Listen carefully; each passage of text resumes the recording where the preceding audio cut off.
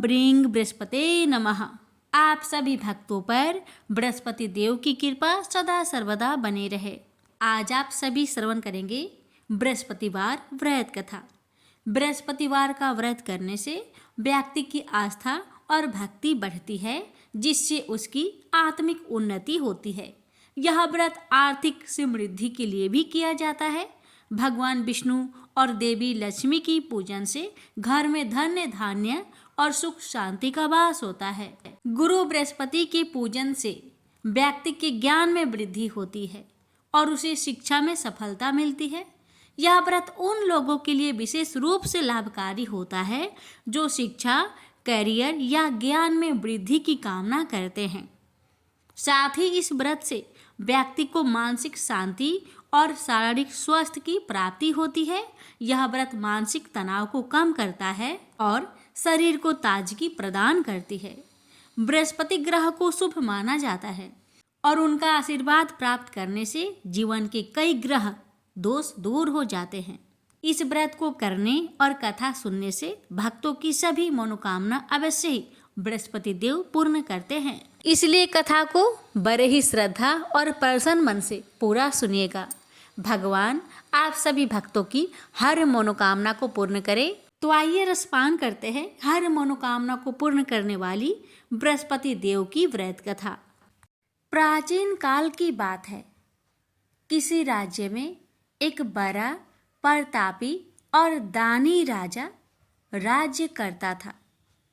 वह हर गुरुवार को व्रत रखकर दीन दुखियों की मदद करके पुण्य प्राप्त करता था। परंतु ये बात उसकी रानी को अच्छी नहीं लगती थी। वह न तो व्रत करती थी और न ही दान पुण्य में विश्वास रखती थी। इतना ही नहीं, वह राजा को भी ऐसा करने से मना करती थी। एक समय की बात है। राजा शिकार खेलने के लिए वन में गए। घर पर रानी और दासी थी। उसी समय गुरु बृहस्पति देव साधु का रूप धारण कर राजा के दरवाजे पर भिक्षा मांगने आए। साधु ने जब रानी से भिक्षा मांगी तो वह कहने लगी, हे साधु महाराज, मैं इस दान और पुण्य से तंग आ गई हूँ। आप कोई ऐसा उपाय बताएं जिससे कि सारा धन नष्ट हो जाए और मैं आराम से रह सकूं। इतना सुनकर बृहस्पति देव ने कहा, हे देवी, तुम बड़ी विचित्र हो। संतान और धन से कोई दुखी होता है? अगर अधिक धन है तो उसे शुभ कार्यों में लगाओ, कुंवारी कन्याओं का विवाह कराओ, विद्यालय और बाग बगीचे का निर्माण कराओ, जिससे तुम्हारे दोनों लोग सुधरे। परंतु साधु की इन बातों से रानी को खुशी नहीं हुई। उसने कहा कि मुझे ऐसे धन की आवश्यकता नहीं है जिसे मैं दान दूं और जिसे संभालने में मेरा सारा समय नष्ट हो जाए। तब साधु ने कहा, अगर तुम्हारी ऐसी इच्छा है तो मैं जैसा तुम्हें बताता हूँ तुम वैसा ही करना। गुरुवार के दिन तुम घर को गोबर से लिपना, अपने बालों को पीली मिट्टी से धोना, राजा से हजामत बनाने को कहना, भोजन में मांस मदिरा का प्रयोग करना, कपड़े धोबी के यहाँ धुलने देना। इस प्रकार 7 बृहस्पतिवार करने से तुम्हारा समस्त धन नष्ट हो जाएगा। इतना कहकर साधु के रूप में बृहस्पति देव अंतर्ध्यान हो गए। साधु के अनुसार कई बातों को पूरा करते हुए रानी को केवल 3 बृहस्पतिवार ही बीते थे कि उसकी समस्त धन संपत्ति नष्ट हो गई। भोजन के लिए राजा का परिवार तरसने लगा। तब एक दिन राजा ने रानी से बोला कि हे रानी, तुम यहीं रहो, मैं दूसरे देश को जाता हूँ क्योंकि यहाँ पर सभी लोग मुझे जानते हैं, इसलिए मैं कोई छोटा कार्य नहीं कर सकता। ऐसा कहकर राजा दूसरे देश चला गया। वहाँ वह जंगल से लकड़ी काट कर लाता और शहर में बेचता। इस तरह वह अपना जीवन व्यतीत करने लगा। इधर राजा के परदेश जाते ही रानी और दासी दुखी रहने लगी। एक बार जब रानी और दासी को 7 दिन तक बिना भोजन के रहना पड़ा, तो रानी ने अपनी दासी से कहा, हे दासी, पासी के नगर में मेरी बहन रहती है, वह बड़ी धनवान है, तो उसके पास जा और कुछ ले आ ताकि थोड़ी बहुत गुजर बसर हो जाए। दासी रानी की बहन के पास गई। उस दिन गुरुवार था और रानी की बहन उस समय बृहस्पतिवार व्रत की कथा सुन रही थी। दासी ने रानी की बहन को अपनी रानी का संदेश दिया, लेकिन रानी की बड़ी बहन ने कोई उत्तर नहीं दिया। जब दासी को रानी की बहन से कोई उत्तर नहीं मिला तो वह बहुत दुखी हुई और उसे क्रोध भी आया। दासी ने वापस आकर रानी को सारी बात बता दी। ये सुनकर रानी ने अपने भाग्य को कोसा। उधर रानी की बहन ने सोचा कि मेरी बहन की दासी आई थी, परंतु मैं उससे नहीं बोली, इससे वह बहुत दुखी हुई होगी। कथा सुनकर और पूजा समाप्त करके वह अपनी बहन के घर आई और कहने लगी, हे बहन, मैं बृहस्पतिवार का व्रत कर रही थी, तुम्हारी दासी मेरे घर आई थी, परंतु जब तक कथा होती है तब तक ना तो उठते हैं और ना ही बोलते हैं, इसलिए मैं नहीं बोली। बताओ दासी, क्यों आई थी? रानी बोली, बहन, तुमसे क्या छिपाऊं? हमारे घर में खाने तक को अनाज नहीं था। ऐसा कहते कहते रानी की आंखें भर आई। उसने दासी समेत पिछले 7 दिनों से भूखे रहने तक की बात अपनी बहन को विस्तार पूर्वक सुना दी। रानी की बहन बोली, देखो बहन, भगवान बृहस्पति देव सबकी मनोकामना को पूर्ण करते हैं। देखो, शायद तुम्हारे घर में अनाज रखा हो। पहले तो रानी को विश्वास नहीं हुआ, पर बहन के आग्रह करने पर उसने अपनी दासी को अंदर भेजा, तो उसे सचमुच अनाज से भरा एक घड़ा मिल गया। यह देखकर दासी को बड़ी हैरानी हुई। दासी रानी से कहने लगी, हे रानी, जब हमको भोजन नहीं मिलता तो हम व्रत ही तो करते हैं, इसलिए क्यों न इनसे व्रत और कथा की विधि पूछ ली जाए ताकि हम भी व्रत कर सके। तब रानी ने अपनी बहन से बृहस्पतिवार व्रत के बारे में पूछा। उसकी बहन ने बताया, बृहस्पतिवार के व्रत में चने की दाल और मुनक्का से विष्णु भगवान का केले के जड़ में पूजन करे तथा दीपक जलाए, व्रत कथा सुने और पीला भोजन ही करे। इससे बृहस्पति देव प्रसन्न होते हैं। व्रत और पूजन विधि बताकर रानी की बहन अपने घर लौट आई। 7 दिन के बाद जब गुरुवार आया तो रानी और दासी ने व्रत रखा। घुड़सार में जाकर चना और गुड़ लेकर आई। फिर उससे केले की जड़ तथा विष्णु भगवान का पूजन किया। अब पीला भोजन कहाँ से आए? इस बात को लेकर दोनों बहुत दुखी थे। चूंकि उन्होंने व्रत रखा था, इसलिए बृहस्पति देव उनसे प्रसन्न थे। इसलिए वे एक साधारण व्यक्ति का रूप धारण कर 2 थालों में सुंदर पीला भोजन दासी को दे गए। भोजन पाकर दासी प्रसन्न हुई और फिर रानी के साथ मिलकर भोजन ग्रहण किया। उसके बाद वे सभी गुरुवार को व्रत और पूजन करने लगी। बृहस्पति भगवान की कृपा से उनके पास फिर से धन संपत्ति आ गई, परंतु रानी फिर से पहले की तरह आलस्य करने लगी।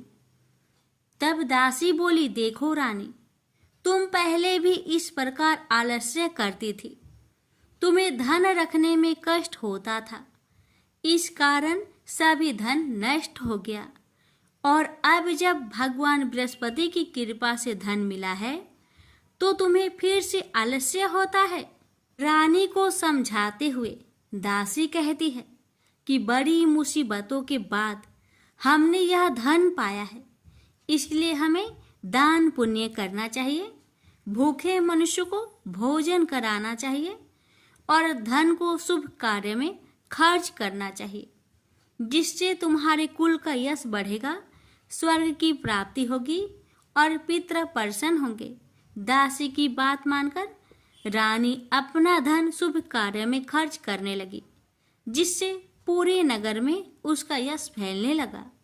बृहस्पतिवार व्रत कथा के बाद श्रद्धा के साथ आरती की जानी चाहिए। इसके बाद प्रसाद बांटकर उसे ग्रहण करना चाहिए। एक दिन राजा दुखी होकर जंगल में एक पेड़ के नीचे आसन जमाकर बैठ गया। वह अपनी दशा को याद करके व्याकुल होने लगा। बृहस्पतिवार का दिन था।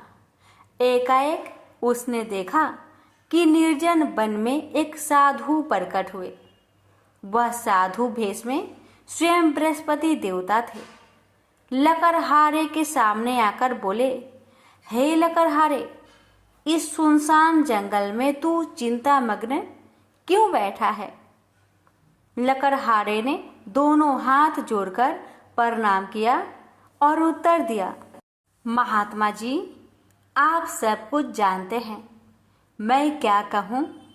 यह कहकर रोने लगा और साधु को अपनी आत्मकथा सुनाई। महात्मा जी ने कहा, तुम्हारी स्त्री ने बृहस्पति के दिन बृहस्पति भगवान का निरादर किया है, जिसके कारण रुष्ट होकर उन्होंने तुम्हारी यह दशा कर दी। अब तुम चिंता को दूर करके मेरे कहने पर चलो तो तुम्हारे सब कष्ट दूर हो जाएंगे और भगवान पहले से भी अधिक संपत्ति देंगे। तुम बृहस्पतिवार के दिन कथा किया करो। 2 पैसे के चने मुनक्का लाकर उसका प्रसाद बनाओ और शुद्ध जल से लोटे में शक्कर मिलाकर अमृत तैयार करो। कथा के पश्चात अपने सारे परिवार और सुनने वाले प्रेमियों में अमृत व प्रसाद बांटकर आप भी ग्रहण करो। ऐसा करने से भगवान तुम्हारी सब मनोकामनाएं पूरी करेंगे।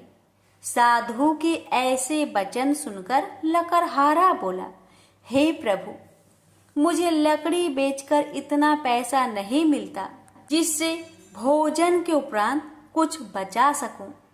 मैंने रात्रि में अपने स्त्री को व्याकुल देखा है और मेरे पास कुछ भी नहीं जिससे मैं उसकी खबर मंगा सकूं।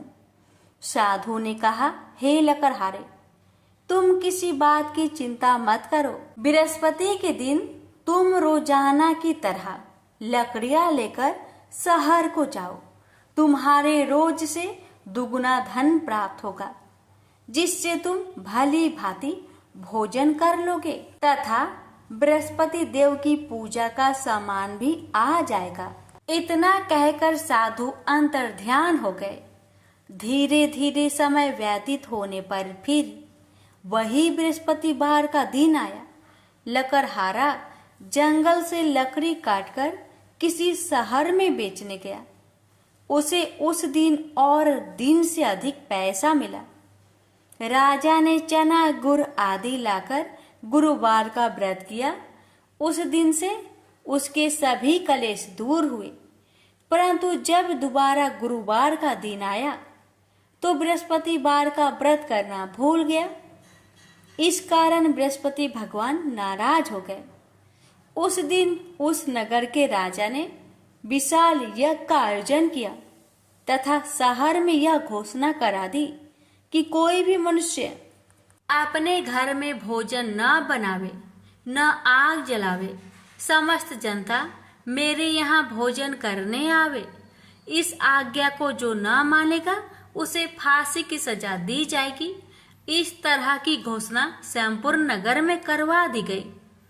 राजा की आज्ञा अनुसार शहर के सभी लोग भोजन करने गए, लेकिन लकड़हारा कुछ देर से पहुंचा, इसलिए राजा उसको अपने साथ घर लिवा ले गए और ले जाकर भोजन करा रहे थे तो रानी की दृष्टि उस खूंटी पर पड़ी जिस पर उसका हार लटका हुआ था। वह वहां पर दिखाई नहीं दिया।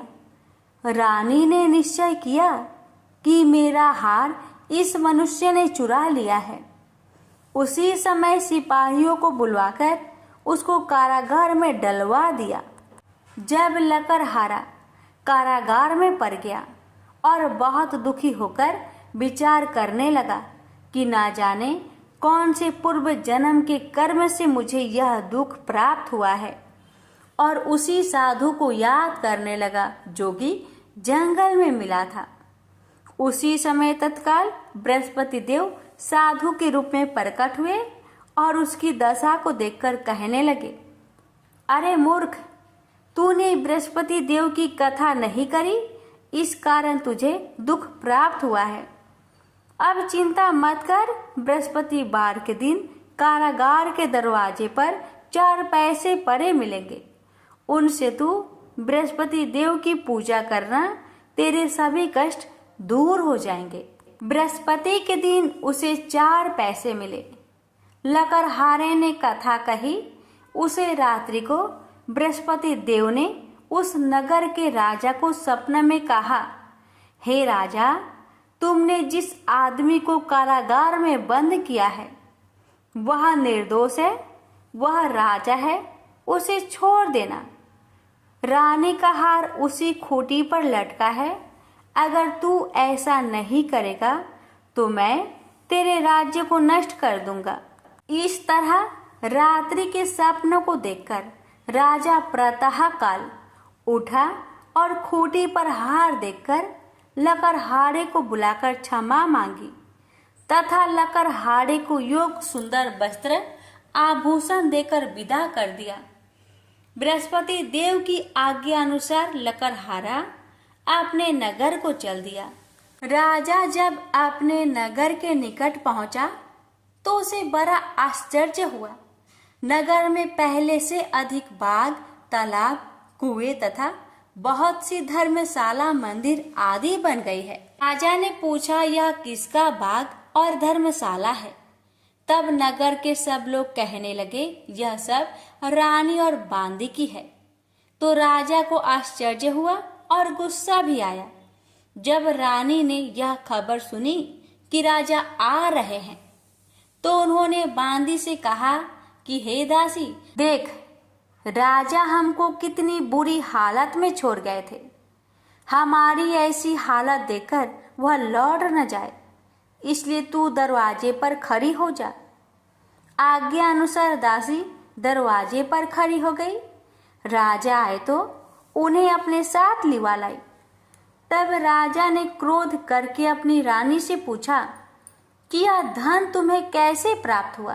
तब उन्होंने कहा, हमें यह सब धन बृहस्पति देव के इस व्रत के प्रभाव से प्राप्त हुआ है। राजा ने निश्चय किया कि 7 रोज बाद तो सभी बृहस्पति देव का पूजन करते हैं, परंतु मैं प्रतिदिन दिन में 3 बार कहानी तथा रोज व्रत किया करूंगा। अब हर समय राजा ने दुपट्टे में चने की दाल बांधी रहती तथा दिन में 3 बार कहानी कहता।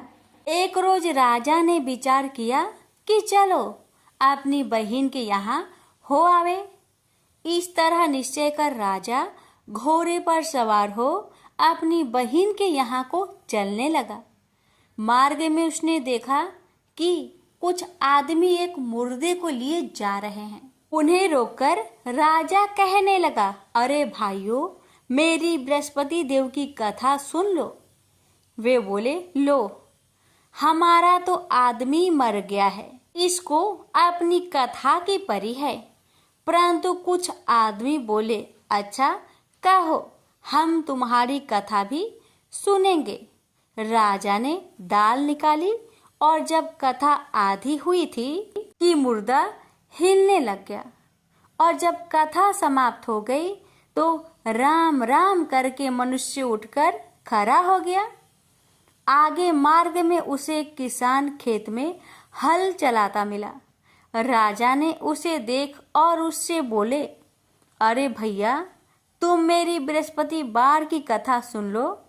किसान बोला, जब तक मैं तेरी कथा सुनूंगा तब तक 4 हरैया जोत लूंगा। जा अपनी कथा किसी और को सुनाना। इस तरह राजा आगे चलने लगा। राजा के हटते ही बैल पछाड़ खाकर गिर गए तथा किसान के पेट में बड़ी जोर का दर्द होने लगा। उस समय उसकी माँ रोटी लेकर आई। उसने जब यह देखा तो अपने पुत्र से सब हाल पूछा और बेटे ने भी सभी हाल कह दिया। तो बुढ़िया दौड़ी दौड़ी उस घोड़ सवार के पास गई और उससे बोली कि मैं तेरी कथा सुनूंगी, तू अपनी कथा मेरे खेत पर चलकर ही कहना। राजा ने बुढ़िया के खेत पर जाकर कथा कही। इसके सुनते ही वह बैल उठ खड़ा हुई तथा किसान के पेट का दर्द भी बंद हो गया। राजा अपनी बहन के घर पहुंचा। बहन ने भाई की खूब मेहमानी की। दूसरे रोज प्रातःकाल राजा जागा तो वह देखने लगा कि सब लोग भोजन कर रहे हैं।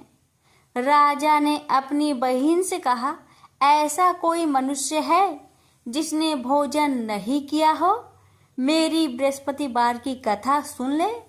बहन बोली, हे भैया, यह देश ऐसा ही है कि पहले यहाँ लोग भोजन करते हैं, बाद में अन्य काम करते हैं। अगर कोई पड़ोस में हो तो देख आऊं। वह ऐसा कहकर देखने चली गई, परंतु उसे कोई ऐसा व्यक्ति नहीं मिला जिसने भोजन न किया हो। अतः वह एक कुम्हार के घर गई जिसका लड़का बीमार था। उसे मालूम हुआ कि उनके यहाँ 3 रोज से किसी ने भोजन नहीं किया है। रानी ने अपने भाई की कथा सुनने के लिए कुम्हार से कहा। वह तैयार हो गया। राजा ने जाकर बृहस्पतिवार की कथा कही, जिसको सुनकर उसका लड़का ठीक हो गया। अब तो राजा की प्रशंसा होने लगी। एक रोज राजा ने अपनी बहन से कहा कि हे बहन, हम अपने घर को जाएंगे, तुम भी तैयार हो जाओ। राजा की बहन ने अपनी सास से कहा। सास ने कहा, हाँ चली जा, परंतु अपने लड़कों को मत ले जाना, क्योंकि तेरे भाई के कोई औलाद नहीं है। बहन ने अपने भैया से कहा, हे भैया, मैं तो चलूंगी पर कोई बालक नहीं जाएगा। राजा बोला, जब कोई बालक नहीं चलेगा तब तुम ही क्या करोगी? बड़े दुखी मन से राजा अपने नगर को लौट आया। राजा ने अपनी रानी से कहा, हम निरवंशी है, हमारा मुंह देखने का धर्म नहीं है और कुछ भोजन आदि नहीं किया। रानी बोली, हे प्रभु, बृहस्पति देव ने हमें सब कुछ दिया है, वह हमें औलाद अवश्य देंगे। उसी रात को बृहस्पति देव ने राजा से सपने में कहा, हे राजा, उठ, सभी सोच त्याग दे, तेरी रानी गर्भ से है। राजा को यह बात सुनकर बड़ी खुशी हुई। 9वें महीने में उसके गर्भ से एक सुंदर पुत्र पैदा हुआ। तब राजा बोला, हे रानी, स्त्री बिना भोजन के रह सकती है, पर बिना कहे नहीं रह सकती। जब मेरी बहन आवे तुम उससे कुछ मत कहना। रानी ने सुनकर हाँ कर दिया। जब राजा की बहन ने यह शुभ समाचार सुना तो वह बहुत खुश हुई तथा बधाई लेकर अपने भाई के यहाँ आई। तभी रानी ने कहा, घोड़ा चढ़कर तो नहीं आई, गधा चढ़ी आई। राजा की बहन बोली, भाभी, मैं इस प्रकार ना कहती तो तुम्हें औलाद कैसे मिलती। बृहस्पति देव ऐसे ही हैं, ऐसी जिसके मन में कामनाएं हैं सभी को पूर्ण करते हैं। जो सदा भावना पूर्वक बृहस्पतिवार का व्रत करता है एवं कथा पढ़ता अथवा सुनता है, दूसरों को सुनाता है, बृहस्पति देव उसकी सभी मनोकामना पूर्ण करते हैं। तो प्रेम से बोलिए बृहस्पति भगवान की जय हो। आइए भक्तों, हम सुनते हैं महालक्ष्मी जी की व्रत कथा। इस कथा को सुनने अथवा पढ़ने से सभी मनोकामना पूर्ण हो जाती है। भारत वर्ष के सौराष्ट्र देश में द्वापर युग की यह कहानी हुई है। सौराष्ट्र में उस समय भद्रश्रवा नाम के राजा थे। वे बड़े पराक्रमी राजा थे। 4 वेद, 6 शास्त्र, 18 पुराणों का उन्हें ज्ञान था। उनकी रानी का नाम सूरत चंद्रिका था। रानी देखने में सुंदर और सुलक्षणा थी तथा पतिव्रता थी। उन दोनों को 7 पुत्र तथा उनके बाद एक कन्या का वरदान मिला था। कन्या का नाम श्याम बाला था। एक बार महालक्ष्मी जी के मन में आया कि जाकर उस राजा के राजप्रसाद में रहे। इससे राजा को दुगनी धन दौलत की प्राप्ति होगी और वह इस धन दौलत से अपनी प्रजा को और सुख दे पाएगा।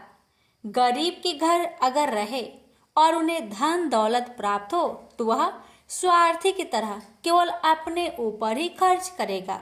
यह सोचकर श्री महालक्ष्मी जी ने बूढ़ी ब्राह्मण स्त्री का रूप धारण किया। हाथ में लाठी लिए लाठी के सहारे रानी के द्वार तक पहुंची। यद्यपि उन्होंने बूढ़ी औरत का रूप धारण किया था, पर उनके चेहरे पर देवी का तेज था। उन्हें देखते ही एक दासी सामने आई। उसने इनका नाम, धाम, काम, धर्म पूछ डाला। वृद्ध ब्राह्मण का रूप धारित माता लक्ष्मी ने कहा, पालिके, मेरा नाम कमला है। मेरे पति का नाम भुवनेश है। हम द्वारिका में रहते हैं।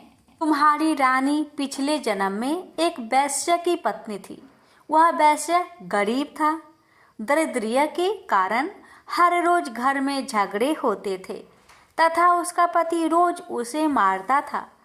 इन बातों से तंग आकर वह घर छोड़कर चली गई तथा वन जंगल में खाली पेट भटकने लगी। उसकी इस दुर्दशा पर मुझे दया आई, तब मैंने उसे सुख संपत्ति देने वाली श्री महालक्ष्मी जी की कथा सुनाई। मेरे कहने पर उसने श्री महालक्ष्मी जी का व्रत किया। श्री महालक्ष्मी जी प्रसन्न हुई, उसकी गरीबी दूर हुई, उसका घर संसार दौलत संतति संपत्ति से भर गया। बाद में पति पत्नी दोनों परलोक सिधारे। लक्ष्मी व्रत करने के कारण वे लक्ष्मी लोक में रहे। उन्होंने जितने साल महालक्ष्मी जी का व्रत किया उतने हजारों साल उन्हें सुख भोग मिला।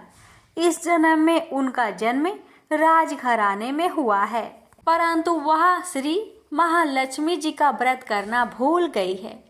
उसे यह याद दिलाने मैं यहाँ आई हूँ। बुढ़िया की बातें सुनकर दासी ने उन्हें प्रणाम किया तथा श्री महालक्ष्मी जी का व्रत किस तरह किया जाए इस बारे में पूछा।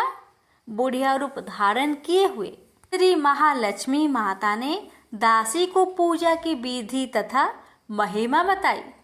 इसके बाद वह दासी माता को प्रणाम कर रानी को बताने अंदर चली गई।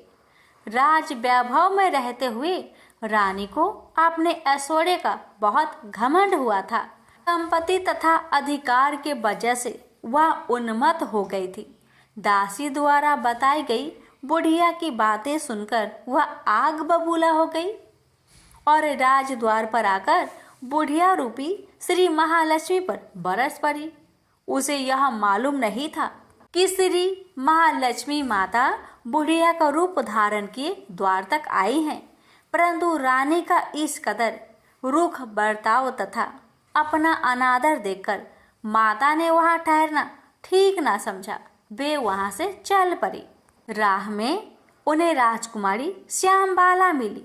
उन्होंने श्यामबाला को सारी बात बताई। श्यामबाला ने अपनी ओर से श्री महालक्ष्मी माता से क्षमा मांगी। माता को उस पर दया आई। उन्होंने श्यामबाला को श्री महालक्ष्मी व्रत के बारे में बताया। उस दिन अगहन यानी मार्गशीर्ष माह का पहला गुरुवार था। श्यामबाला ने परम श्रद्धा से श्री महालक्ष्मी जी का व्रत रखा।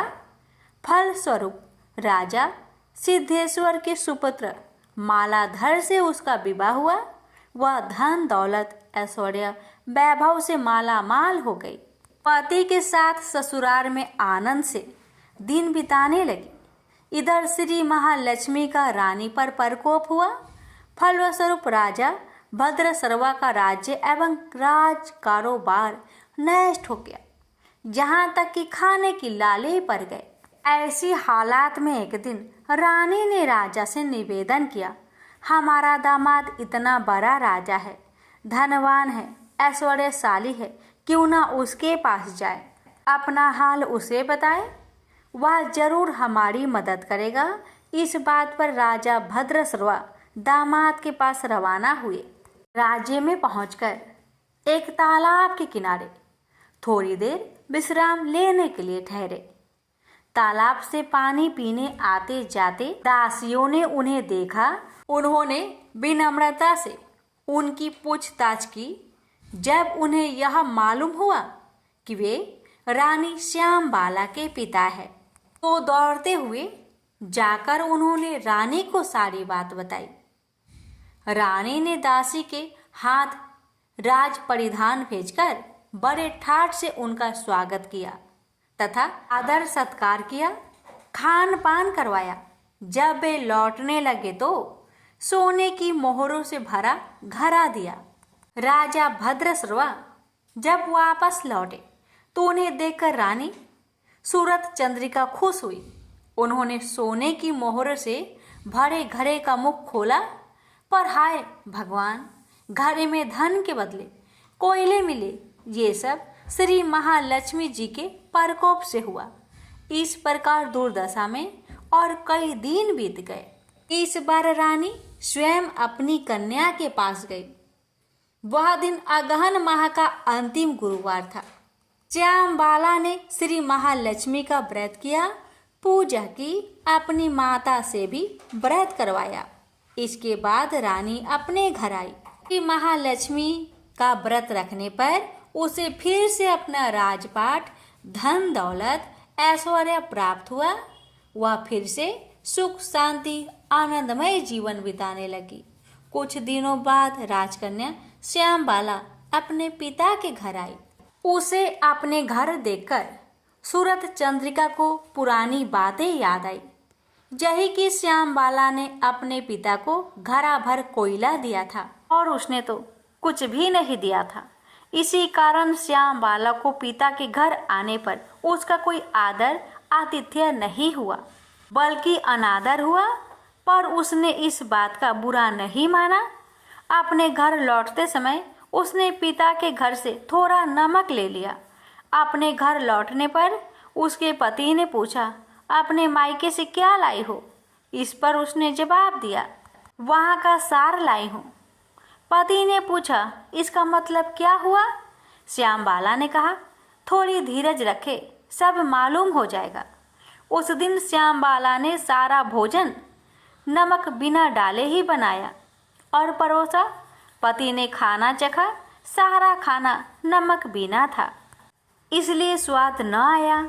फिर श्यामबाला ने थाली में नमक डाला, इससे सारा भोजन स्वादिष्ट लगने लगा। तब श्यामबाला ने पति से कहा, यही है वह मायके से लाया हुआ सार। पति को उसकी बात सही लगी। फिर वह दोनों हंसी मजाक करते हुए भोजन करने लगे। कहा गया है कि इस तरह जो कोई श्रद्धा भाव से श्री महालक्ष्मी जी का पूजा करे, उसे माता की कृपा प्राप्त होती है, सुख संपत्ति शांति प्राप्त होती है, सभी मनोकामनाएं पूरी होती है। परंतु यह सब प्राप्त होने पर माता की पूजा को भूलना नहीं चाहिए। हर गुरुवार को व्रत पाठ अवश्य करना चाहिए। इस तरह श्री महालक्ष्मी जी की महिमा भक्तों की मनोकामना पूरी करती है। प्रेम से बोलिए लक्ष्मी माता जी की जय। हे माँ, आपकी कथा कहने वाले पर, सुनने वाले पर, हुकार भरने वालों पर अपनी कृपा सदा सर्वदा बनाए रखना, घर में सुख शांति बनाए रखना, भक्तों की हर मनोकामना को पूर्ण करना। बोलिए महालक्ष्मी माता जी की जय।